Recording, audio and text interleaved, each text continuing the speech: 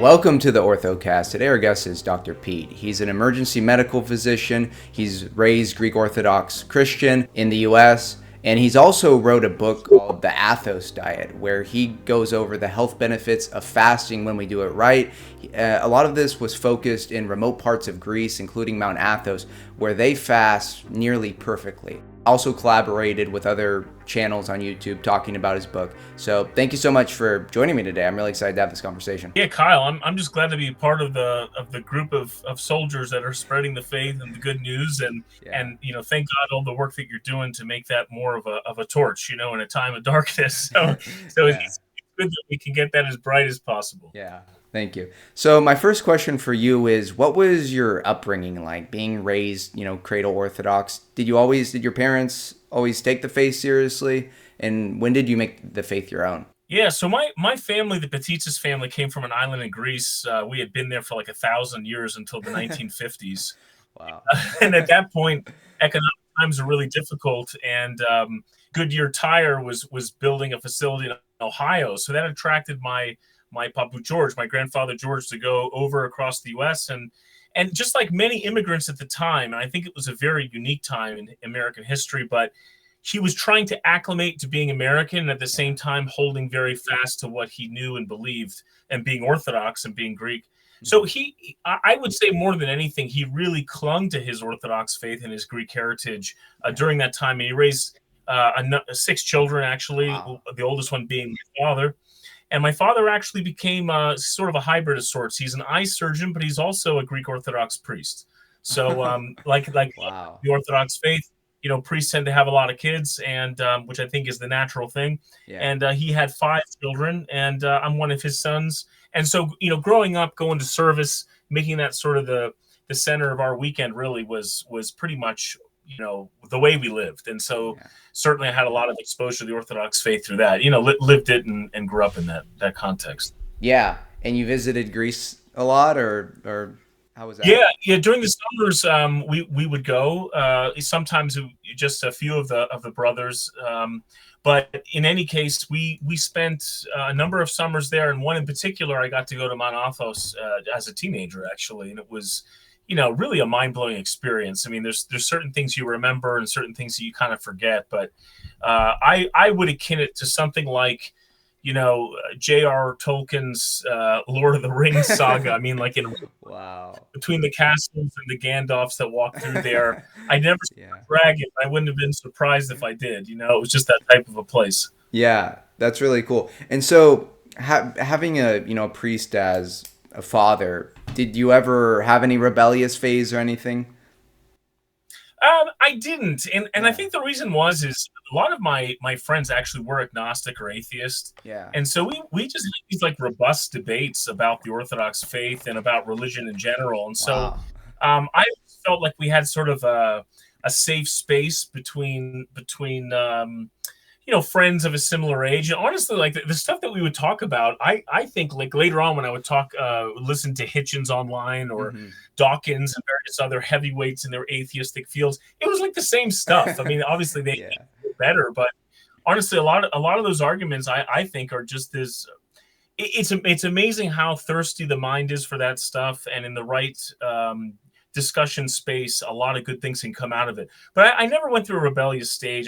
I always felt like, again, in my central Pennsylvania kind of isolated community, hmm, holding on to that was just very important for who I was. So yeah, definitely. And so, I'm sure you've read lots of Orthodox books. So, what is there any books that you recommend, or resources that you really like and continue, recommend to new people?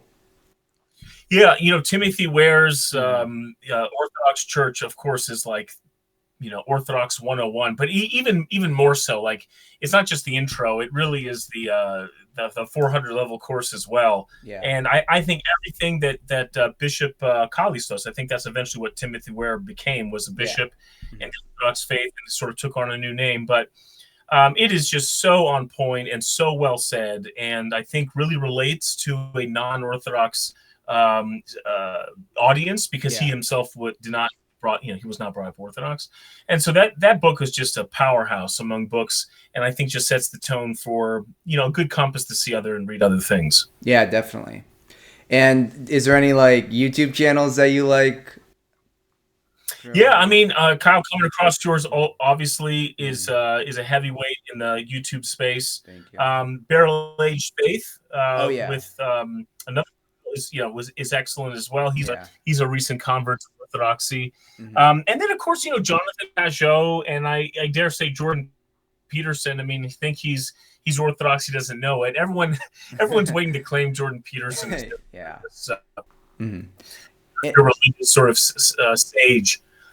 Yeah, I think he's done a really good job of talking to people who maybe grew up in the faith, and he's that bridge to get them to kind of reconsider things. Like I've talked to a lot of people where it's just the way that he articulates some things. It's a starting point to kind of reignite their faith, and I think it's important to have figures like that. Absolutely. And, regardless of your background, I mean, the reality is that we all operate in one reality. And if you can participate in that and know its truth, you in theory can speak to that regardless of what your title is or what your association is. What I mean to say is, it's interesting to me that Jordan Peterson starts with sort of an investigation of like what the worst of human nature can be.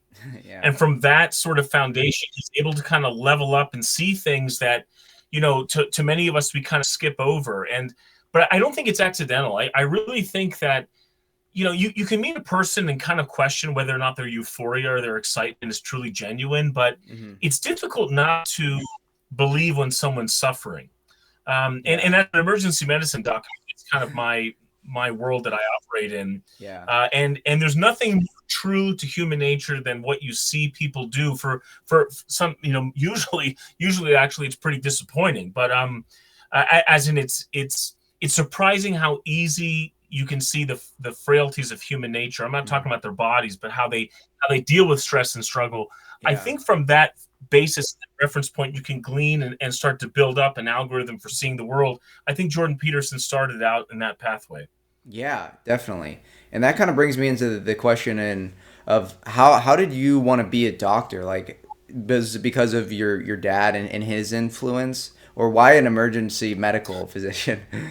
Yeah, I think it was a few things.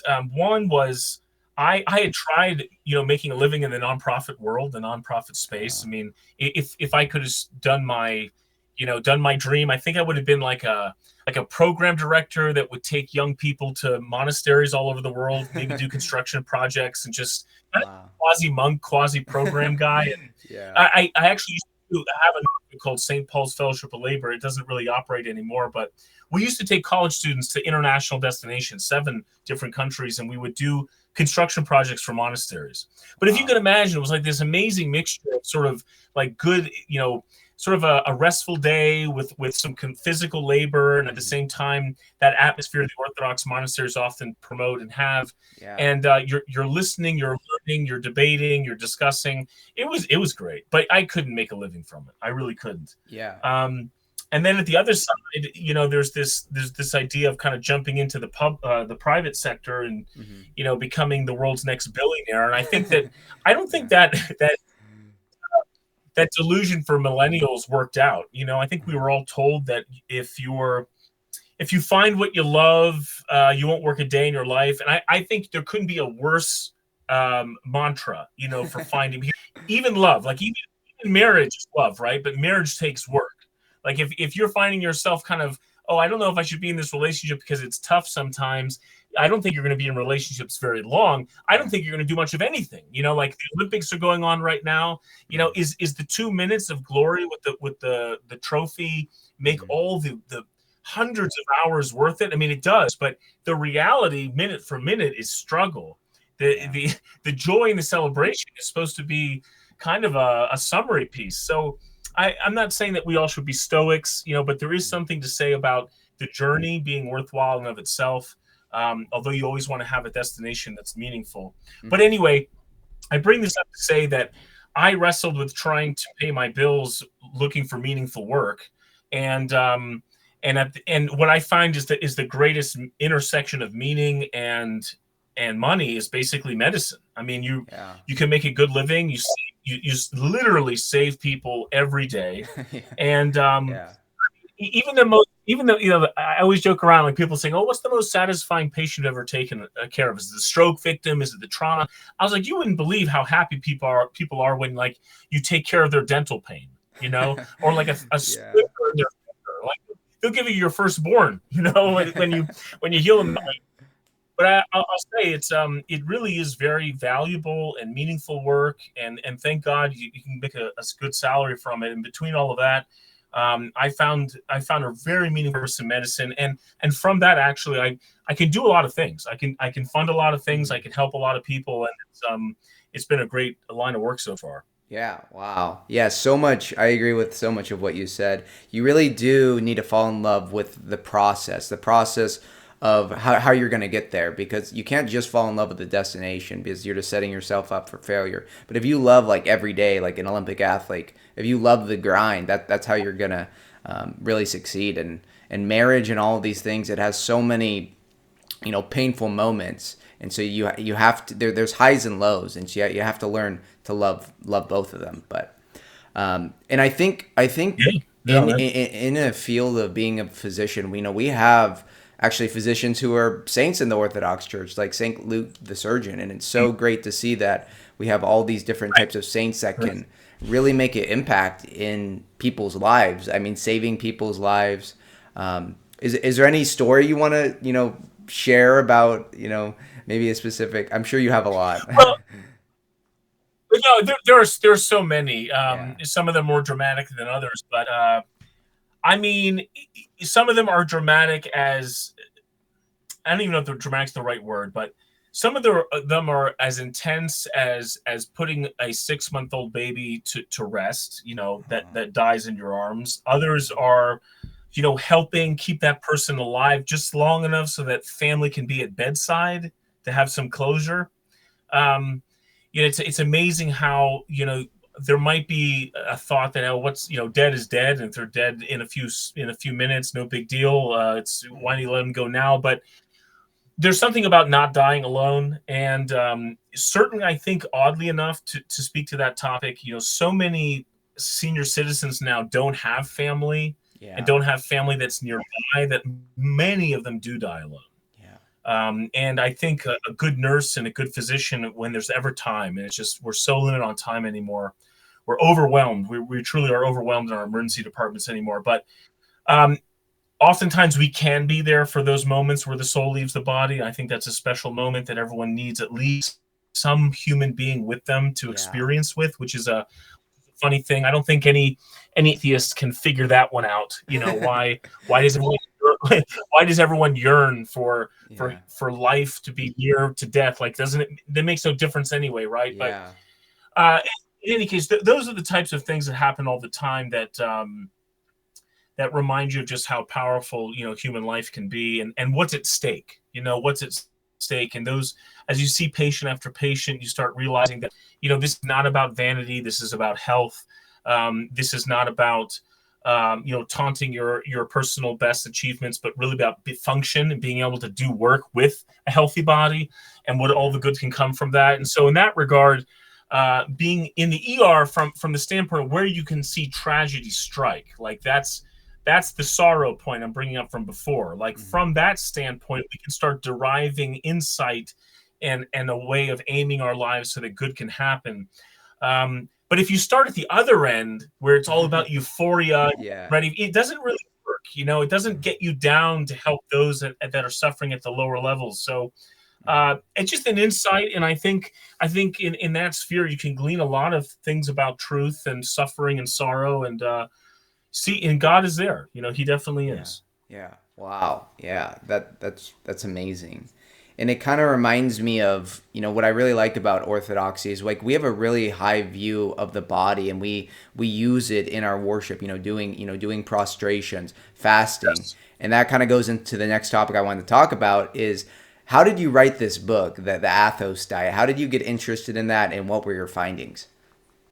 Yeah, I mean, I like to say, and my dad was an Orthodox priest, Hmm. and and our family, I mean, we fasted from the age of 7 onwards. Yeah. And I think I can remember one time when I was like 9 where I totally broke the fast with some, candy bar that I shouldn't have had. And it was just enough of a reminder to realize, like, what the heck was I doing? And then otherwise, though, you kind of do it in the beginnings just as a way of anything, right? Your parents do it, you do it. Yeah. A bird flies. I assume, baby birds eventually fly. Like, you just do it because your parents do. Yeah. But what you start to also recognize is that just like the stories we tell ourselves and our children, we don't quite understand, but they have these like underlying truths to them, these themes, these micro messages, or these how does Jordan Peterson call it? Like these archetypes. These archetypes. And somewhere hidden within fasting, whether you realize it rationally or not, you are learning discipline, delayed gratification, understanding what it means to have quality over quantity, and with just those things alone, and delayed gratification, sacrifice, etc. But just with those things alone, if you can feel something that maybe later on you can rationalize and intellectualize, okay, but regardless if you ever become sort of aware that you're swimming in a certain body of water, or the water is warm or cold or whatever, before you even realize that, you are in that space. And so for me at 7, until I became much older, being questioned about why I'm doing that by friends, or hey, why can't you eat this right now, or whatever, it really starts to open up your mind to the questions of why, period. Everything becomes a why, which is a pretty powerful thing. And with that, you kind of do it just because you're supposed to. But then you might also start realizing that, maybe others do it differently and better. And what I mean by that is I kind of fasted it more or less the right way with the general rules, but not like in a precise way. Yeah. So don't eat meat, don't eat dairy for like over a half the year based on certain liturgical cycles. But I might have been eating all the white bread and candy I could. That's fasting. Yeah. And not only that, what I was eating was the wrong type of stuff, but then the wrong quantity of stuff. Like I just ate until I couldn't eat anymore. Sometimes I got sick afterwards. Wow. And that was during the ages in the 90s of like trans fat. I don't know if you had the recipes with trans fat, but the FDA literally came out like 10 years ago. And you know what? We're getting rid of that.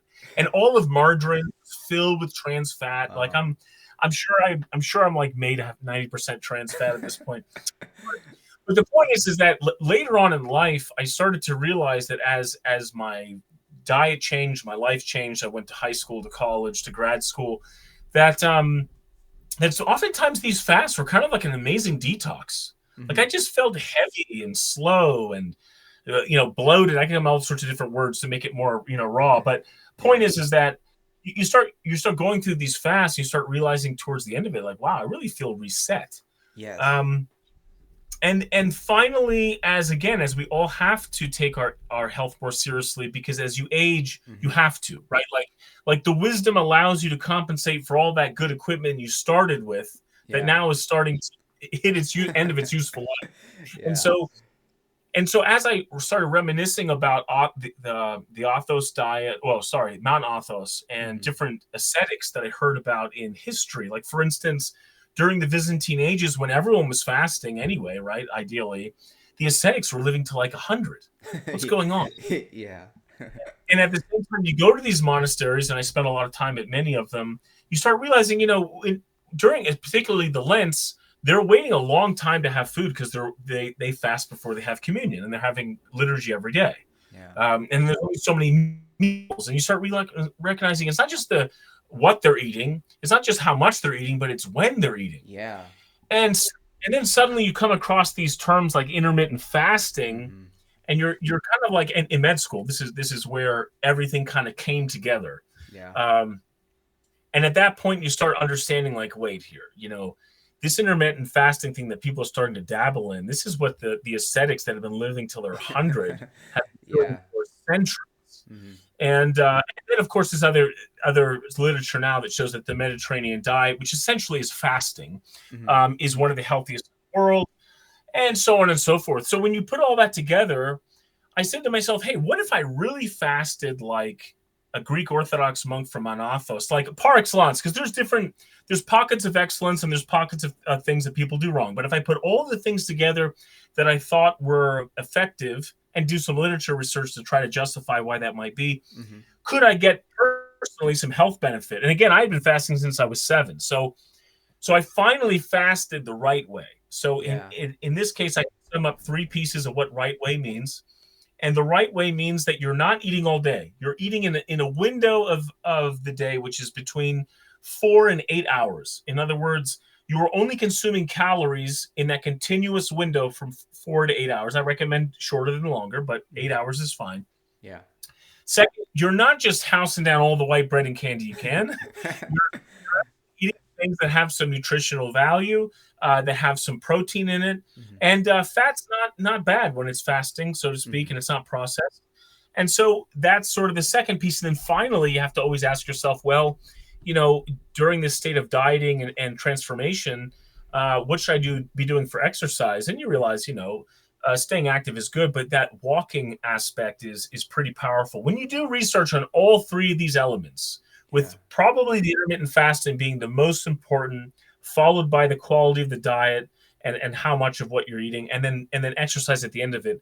When you put those 3 things together, you can probably lose about 10% of your body weight through the course of Great Lent. Mm-hmm. And you are completely reset with more energy than you had before. Everything about you will change. Mm-hmm.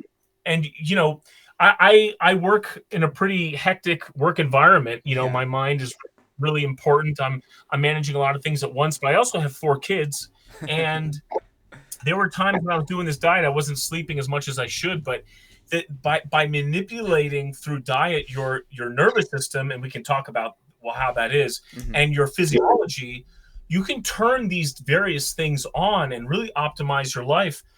And when you consider, and this is how I would sum it all up or bring it all to sort of a head, is that 80% of all disease is completely preventable. Yes. 80%. And I think it's crazy when you imagine that tragedy and illness are usually pretty, correlated. Mm-hmm. But if we could get rid of 80% of all of the tragedy in the world just through fasting, like the idea that God's antidote to all the suffering and tragedy was just like simple stuff. Yeah. That blows your mind. And then I will also say then as sort of the next step to that, it's like, next time an atheist says, why does God allow bad things to occur? If he's all powerful and omnipotent, he's like, well, let me just say this. I mean, we live in a fallen world and we have reasons for that, but he's certainly given us a salve for much of that tragedy. Exactly. And I finally bring the statistic to light because I think it's important. But like in the last 4 years, we've lost more people to heroin overdose in the United States than we have in all of the World War II war in terms of American casualties. There have been more people that died by suicide in the UK since World War II than any war that the UK has been involved in. In other words, a lot of our suffering is self-induced, and a lot of it through the church can be entirely prevented. And if you make the mistake, recover from it fully. And so that's the whole point, is that you kind of walk through this beginning assumption that there's something right that mom and dad is teaching me from my heritage. And you live that without question, and then you start to explore why that is, because in part and parcel of fasting is the question of why the hell am I doing this? And from that you explore, and then from my standpoint, from being a physician, I'm just trying to bring to mind intellectually or rationally or cognitively why we do this, and I think it's God's greatest gift to humankind. I really do. I really believe that. Yeah, when it's done right. And I've had the experience too. When I was in college, I wanted to just simplify my life. I was tired of just, I didn't want to make all these meals and everything. So I got into intermittent fasting and just, just waiting till lunch. Like, you don't need breakfast, doing it in a specific window. And I noticed I was way more focused. I didn't get like brain fog. I was way more productive. I felt better. And yeah, so doing the intermittent fasting was the win is so important. That's so true. Like it felt it. I could notice such a big difference with like how Mm. much I was focused, and it helps build your willpower too, because it's like I'm not just gonna snack throughout the day and just give in to just whatever urge I have. It's like I'm gonna eat within this specific window. So Yeah. there's a very important spiritual aspect to it of delaying gratification, even though you have that desire, delaying it, and you feel so much more gratified when you do, have discipline, and then you're gratified at a later time. I think that's totally missing in modern society, is delaying gratification. Everything's about the most instant gratification, that instant hit of dopamine. Um, Yes. yeah, Yeah. No, it's a great point you bring up. And you also mentioned too that during the effort, during the journey, you're also getting benefits. So like yeah, there's this hmm long-term outcome, but you're also in the moment enjoying more energy, enjoying more clarity of mind, feeling lighter. And I mean, there's just so many things out there. I was talking about trans fat earlier, but there's just so many things in the Western diet that are not fasting, which you really don't want to be eating really ever.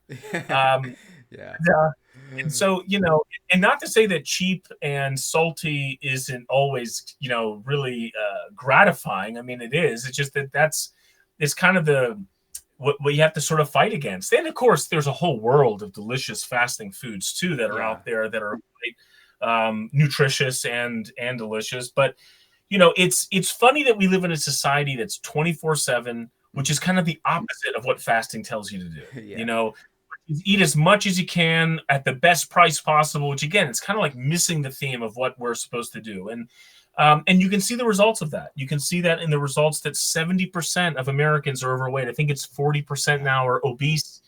12 different cancers are linked to obesity. hmm Diabetes, as far as I can tell, is one of the worst diseases anyone can have, and a lot of people have it. I've usually it's like you can get away with just being a smoker, but if you add on diabetes, you don't have legs very long. Like it's yeah, just like a real reality check. Like and again, in the United States, there's certain cultural priorities, right? We want to have the right to make whatever decision we want, which I yeah, to some extent there's some power in hmm that, but like the right to be as overweight as you want. The Never put down that 72-ounce can of Mountain Dew or yeah, whatever it is that they yeah, tried to get rid of it 15 years ago in New York City, a 72-ounce box or bowl of Mountain Dew. Like no one, but yeah, it couldn't pass. It couldn't pass. People said no. I want the right to be able to drink this yeah, tub of Mountain. exactly. There's so much sugar in that. There's more sugar in a Mountain Dew than there is like in a glucose test in the Yeah. hospital. Yeah. And I think a lot of people have kind of like a false idea of what freedom is, because, having the freedom and just being gluttonous, you're actually more a slave to these things. Instead of fasting and being in control of this and saying, you know what, I don't need to drink soda at all. I don't need to eat these things with 1,000 different ingredients. Like the American diet is so bad. And so embracing something like this, like the Athos diet, where you're eating at specific times and you're eating, healthier foods, because I've seen a lot of people. I've been having conversations with people lately about they're keeping the letter of the law with the fast. Is like they're technically doing it, but it's just there's so many options out there of like super sugary foods, super like foods that are very indulgent, that technically are fasting, but you're losing like the spirit of the law. Is like the spirit is supposed to be denying yourself. So it's like if you're making something fat, like a fast friendly thing, but it's you're giving into your indulgence and into gluttony, then it defeats the purpose. And so It does. yeah. So what types of Only food? your body pays for it, right? Your body pays for it. Yeah. It's like you can game the system, but you won't win. You know what I mean? Yeah. And it is kind of a funny irony. Like I said, I Yeah. was a kind of husky kid as a teenager, and Uh-huh. I was doing exactly what you mentioned, Kyle. Like you Mm. just indulge it to the top, as much of this as I want because it's fasting and good for me. But and again, there's even to that extent, like there was just so much around me that was not fasting. I still, I think, was able to get that discipline benefit, but Yeah. but not the health benefit. Like Yeah. And that's one of the big points. We are spiritual body. We're spiritual souls encapsulated in a temple of flesh. And so Hmm. we have to take care of that. And just like Solomon's temple, I mean, why didn't God just stay in a tent forever? I mean, he wanted to be in something beautiful, Yeah. and we have to take care of the temple of the soul. Like that's Exactly. what we're given. And I think that's a humble recognition of something that's really raw and real, which is we are human beings with soul, but also with a great deal of body. Yeah. So many of us neglect our body, and people are very, they want just a quick fix. They're like, oh, I'm just going to get on this diet for a little bit and I'm going to get healthy. But it's like really what you need is a permanent lifestyle change. All the Yes. things you talked about, like people getting addicted to heroin and suicide, these are preventable. And also heart disease, diabetes, all of these things, if they embraced a permanent lifestyle change, like getting enough sun, working out, getting enough sleep, having a Yeah. good diet where you're not just eating a bunch of like super sugary, super processed things. Like the monks on Mount Athos, they're not eating processed things. I mean, from what I understand, they're just eating like shrimp and vegetables and rice and things like that. And is that what you kind of eat? Yeah, yeah. I Yeah. mean, truly, uh, you'll see these pictures of from Athos, and like I don't know where they grow their plants, but I mean they're so fluorescent. Like the Yeah. the plants just look more healthy there, or something. Everything's so fresh. But Yeah. yeah, I mean, but one of the things, like there's this practice for some of the monks in Mount Athos of fasting till the ninth hour, because that's Hmm. when Christ was crucified. Christ didn't eat that day, so they don't eat until they don't eat till the ninth hour either, when he passes away. And so, something that maybe in some ways you could say, oh, that's so irrational. Like, why wouldn't you eat? Why wouldn't you snack all morning and eat when food's available? It's like, no, no, no. I'm fasting with Christ. I'm going to kind of struggle with him. Hmm. Who knew that by doing that, when they talk about when we fast for communion, that's sort of this mystery, this sacrament of Yeah. eternal life. Well, Hmm. intermittent fasting has been shown to extend life by 30%. You Yeah. take any mammal that does it, including human beings, of course, and you extend their life by 30%. What does that look like? It looks like a person who's been around forever, by their kids, grandkids, and Yeah. great grandkids, maybe even another generation. Yeah. And so, you too will inherit eternal life. Like I'm not saying that's all what it was about, but Hmm. it's funny that God packs in that scientific punch with the spiritual journey. And so, by all means, fast with him until the ninth hour. And so, it's funny, like that first pillar of the Athos diet, which is intermittent fasting, Hmm. where we say don't eat any more than 8 hours a day. I recommend closer to 4, but you are already right there adding decades to your life. Yeah. You know, Hmm. And it's not only that you're and adding decades, and but and that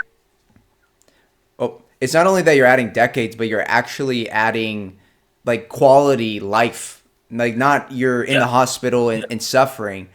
Like these people, some people who skip out on the permanent lifestyle changes, they can live longer due to technology, but they're constantly suffering.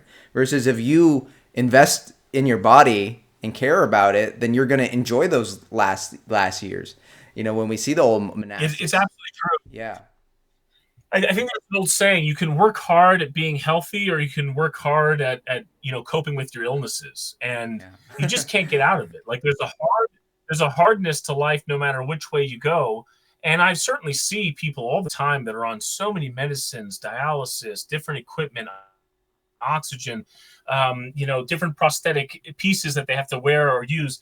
I mean, that quality life is so important, and Hmm. I do think that not to say we don't want to give people technology and medicine and science to help them, but Hmm. like by all means, let's get rid of the first 80%, like right away, Yeah. with this fact, Yeah.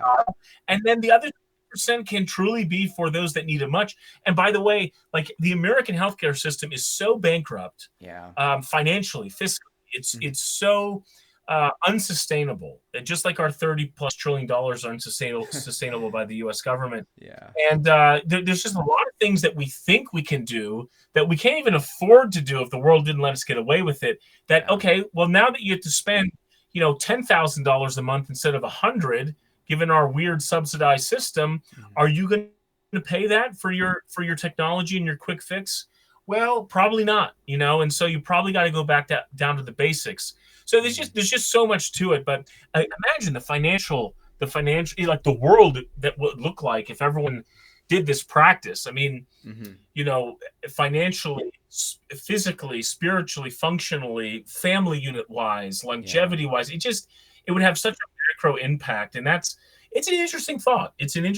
What would that look like? But yeah, it all starts with something who's fasting. Yeah. Yeah, that's a huge problem is so many bad behaviors are just subsidized because, just the endless debt. But eventually, I mean, the interest payments on debt is getting so expensive. It's an unsustainable system. And something like fasting makes the biggest, like it's really so simple. Just eat less, eat at certain times, eat simpler, healthier foods, and they would spend less money. We'd have less money spent on healthcare expenditure. People would be happier too because what you're eating in your gut affects your happiness, your sleep. Like it literally affects everything, and you wouldn't need as many like pills and all these equipment just to feel normal. So it's like really just returning to simplicity and fasting and building the willpower it would save so much money on like a nationwide scale. But it's funny to see. It's kind of like the Witcher, the book or the movie, this TV series. I've never I've seen heard it, but it. Basically the concept is human beings sin, and as a result of their sin, monsters emerge, and then the Witcher has to come in and he takes out the monsters. And I feel like it's the same way, kind of like with our diet life too. Like we fall short of the mark, and eventually these illnesses rise up, these monsters, and we have to kind of take them out with something. And you could say, take them out with technology and science, or whatever, but the sin persists. Like the lifestyle flaw still persists, and so eventually we hit a bottleneck there. But we need to kind of go back to the first part and sort of stop things from the get-go. It really is interesting to imagine what would a world be like if it was Orthodox. If fasting was paramount, if people had that insight and how things would measure up and scale up. It's an interesting thought experiment. Yeah, definitely. Especially if America embraced that orthodoxy, since like I think that would really heal so many of these problems. Because the problem isn't really money. The problem is like an inner problem of just the way America has gone as a society, kind of abandoning God, abandoning church, abandoning community, and all these things that are still so cherished in the old world, in countries like Greece and Russia, Serbia, where there's more social cohesion, there's less obesity. Of course, there's problems there, but it's a different types of problems. Right, and for that matter too, I think the Athos Diet is a book reminds those people who are Orthodox already to understand the benefit of practicing what usually is just kind of like people roll their eyes at the beginning of Lent. Am I really going to do this, or am I going to get to the goal? And again, I'm not trying to minimize what they're going through, or that it's not tough. It's just that there definitely is an incredible spiritual and physiological and scientific benefit that has huge implications for you physically, for your little microcosm, your clan, your tribe, your community, your nation, the world. It just scale it all up. And so that's where I feel is so empowering. You were talking about the intestine in the microbiome, the bacteria living in your intestine. I mean, I always find it so interesting to understand that in some ways, God reaches us through our senses. We reach the soul through our senses, and at the same time, the greatest sacrament, I would say, in the Orthodox faith is communion, which is a food. Why is it a food? Why is it food? So like it's amazing to me to find that actually the enteric nervous system, which is the nervous system that lines your gut, is actually bigger than the brain.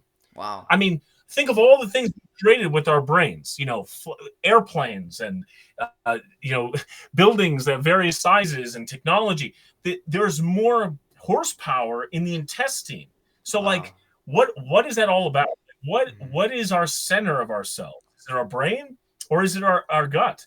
And if it's our gut, then we better understand the buttons that we should be pressing to manage that. Otherwise, if we just make it like a process we don't manage, it'd be like a brain that never goes to get education. What's the difference? Well, a heck of a lot, literacy and technology and science and philosophy, all these things. Why aren't we taking that type of care with our diet and our intestine? I think that's really, really strong to say. I don't see any coincidence whatsoever that God in the Orthodox faith, there's so much ritual, there's so much participation of the body with our spiritual soul. And fasting is just like the most phenomenal par excellence way to appreciate that. Yeah, definitely. I 100% agree. And so how does it change your nervous system from someone who isn't doing, the fasting to doing something like the Athos diet? Yeah, no, this is great stuff, because I think this is where like we can really get excited about its implications. So when you are there are two parts of the nervous system. There's the parasympathetic and sympathetic. The sympathetic is flight and fight. Okay, if you got to run away from the tiger, or you got to figure out something like which fuse to cut, you're sweating, your heart's racing a million miles a minute. You're not digesting. You're not relaxing. Okay, you need all the endorphins you can possibly get. So that's the sympathetic. The parasympathetic is the opposite. That's rest and digest. That's, hey, I just ate a meal, I'm going to sleep. And all of these things are really important. We know what it's like to feel when you haven't slept or rested. You feel terrible. And we know what it's like, to feel when you can't get that energy that you need to go throughout your day. So how does fasting kind of play into all of this? Well, a fasted state turns on the flight and fight nervous system, the sympathetic nervous system.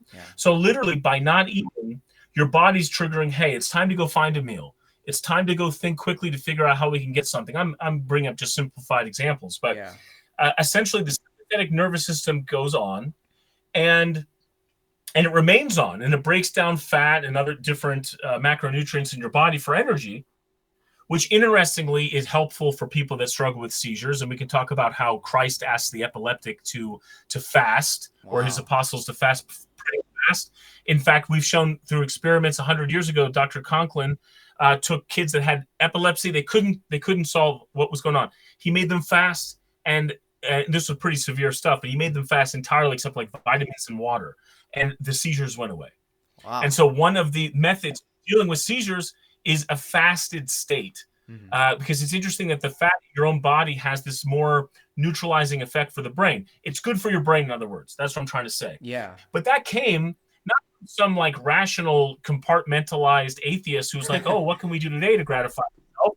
It was from something that I was totally, not necessarily intuitive. I bring this up to say that the sympathetic nervous system gets turned on. It gives you energy. It gives you that clarity of mind to think.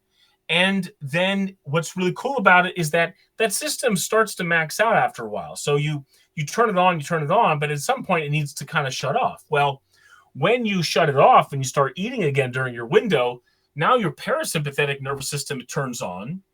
It's about about rest and digest.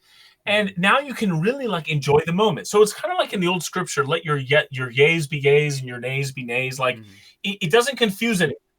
In other words, how many times throughout the day we're looking for energy and we're trying to go eat something, but then you just kind of feel just totally, like annihilated afterwards. You want to go rest and sleep. Well, that's because you're snacking. When you're resting, when you're digesting, it turns on this system that tells you, hey, it's time to cool off and slow down. And so if the memo for society is to snack all day for energy, it's actually like the absolute opposite of what you want to do to keep your energy going. Yeah. So the difference between a fasted state and getting energy and using sugar is called ketosis. So when you start using fat in your own body, for that, it's called ketosis. And this is a very wonderful, nice, neutral, energy source for the body and brain. And so anyway, the point is, long story short is, if you want to release all the catecholamines of adrenaline and epinephrine and dopamine, and serotonin. You go into a fasted state, all that stuff gets released. What's so interesting to me is if you were to take ADHD medication, those medications do exactly that. Mm-hmm. They force your body to release those things that are already naturally in your brain, but like instead of doing it with meth, let's just do it with fasting. You know what I mean? Like, I mean, Yeah. of course, it probably won't cause you to lose teeth and all sorts of other things that are terrible from using meth and getting aneurysms and various other terrible ailments. Like I said, you can't game the system, Mm-hmm. like, or you can game it, but you won't win. And so, so we have to go back to the fasting part to kind of turn your sympathetic nervous system on. You get this natural release of the stuff, and you're feeling like $1,000,000 all day long. People at the emergency department, my shifts are like 9 hours, 12 hours, 13 hours. They're like, "Oh, Dr. Batista, he doesn't eat." I'm like, "Well, I'm not eating in front of you, but like I'm in a state of ketosis right now. Yeah. Like I got energy because I'm working it. I'm working what I have reserve of, and it's not just theoretical. Like I'm telling you, in practice it works, and that's the nervous system side of it. Just, I mean, one way of describing why it works. Yeah, definitely. Yeah, not only do you feel good in the ketosis stage when you're fasting, but just seeing the results of getting to your ideal weight is it just eliminates pretty much the possibility of obesity, because you're only eating in this specific window, and if you're eating certain foods that are actually filling and nutritious, then you don't have to worry about obesity. And being even losing just a little bit of weight, it makes such a big difference without like your confidence. It does. And Yeah. I mean, just to say, every pound you lose on your shoulders, your knees benefit by 7 pounds. Yeah. Like there's all sorts of joint torque issues going on there that really every pound you can lose just does great things for your knees. And of course, you don't Yeah. need replacement. Uh-huh. Keep up with what your kids are doing, your grandkids are doing. Like Mm-hmm. we all have grandparents that we love and cherish, no matter how heavy they are, etc., that are very limited by their bodies. Yeah. And that's not what it has to be like. It's not. And so again, I'm not describing pro vanity or pro, hey, these people are weak. I'm saying is that because we're all weak, because we all suffer, because this is all inevitable, this is what we must do. And so that's the Athos diet. And in the book itself, I go into a lot more examples as to why scientifically and medically these pillars of the Orthodox fasting done right work. And so that's the the way that we kind of explain more rationally to what we've been told to do from discipline and just from habit as to why it works. But it does work, and it's very effective. And I think the Orthodox world needs to be proud of it. Proud that consolation exists, that we have something that's so effective and powerful that we're asked to do it for half the year. Thank God. Mm-hmm. And at the same time, it's not just like, yes, God goes in, I forget now what scripture it was, but he tells people like, I'm healing these individuals so that I can also forgive sins. Like I'm actually here to forgive sins, but I'm showing you that by healing the body, I am in charge. And in some ways, what sins are we solving by fasting, by healing the body? If we do the journey correctly, what have we learned along the way that will heal us? And then the body shows the proof. I think that's to some extent some way of looking at the power of fasting. Yeah, totally. I think having a healthy mind, body, and soul, they're all interconnected. You're not just gonna have one normally. You're gonna have all of them kind of holistically working together. And that's what we see with the monks on Mount Athos. Is they've got a good spiritual life. They're taking care of their body because they're very active, and they're doing this fasting, and their mind is clear too. No brain fog or anything. They just they have clear thoughts. But yeah, I think this is a great place to end it. So if people want to learn more, you have other interviews on YouTube, and you have a website and Instagram. Yeah. That's right. The AthosDiet.com is our website. There's a blog there. There's a YouTube channel, kind of all these things linked and cross-linked in there. And then, of course, the book's available on Amazon and Walmart, I guess, on Walmart.com for sale as well. But, cool. Essentially, there's a lot of high-yield podcasts with discussions with great people, that that are on the website as well, and that's where you can find more information for sure. Awesome. Thank you.